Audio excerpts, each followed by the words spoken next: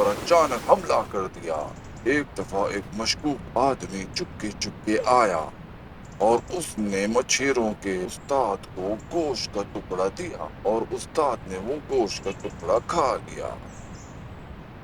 اور دوسری طرف تینوں مچھیرے شکار کرنے نکلے اور حسب معمول وہ اپنے سفر پہ جا رہے تھے۔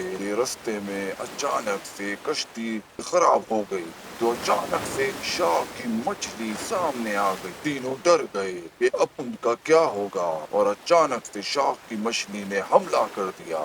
تینوں خوفزدہ ہو کے انہوں نے اپنی جان بچائی اور فضلو کاکا نے جلدی سے کشتی چلائی اور وہ اپنے سفر کو آگے نکل گئے۔ پھر جب واپسی میں وہ گھر جا رہے تھے تو کچھ ایسا ہی ہوا کہ شارک مچھلی نے پھر سے ان پہ حملہ کر دیا اور تینوں وہ بہت پریشان ہو گئے۔ انہوں نے سوچا کہ وہ جا کے استاد کو بتائیں گے۔ جب وہ وہاں پہنچے استاد کے پاس تو انہوں نے استاد کو نہیں پایا، صرف وہاں پہ گوشت کا ٹکڑا پڑا تھا۔ وہ بہت ہی حیران ہو گئے اور استاد کہیں بھی نظر نہیں آ رہے تھے۔ انہوں نے بہت تلاش کیا لیکن استاد نہ مل سکے۔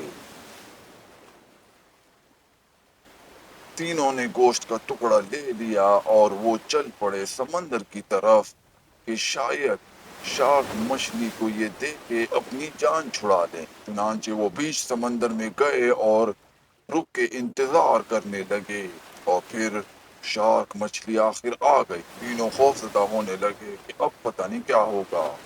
شارک مچھلی نے چھلانگ لگائی اور اس نے گوشت کا ٹکڑا کھایا اور کھاتے ہی وہ اچانک سے غائب ہوئی اور ان کے استاد کی شکل میں تبدیل ہو گئی اور استاد کشتی میں گر پڑے۔ تینوں حیران ہو گئے اور انہوں نے جلدی سے کشتی چلائی کہ واپس دکان کی طرف چلتے ہیں۔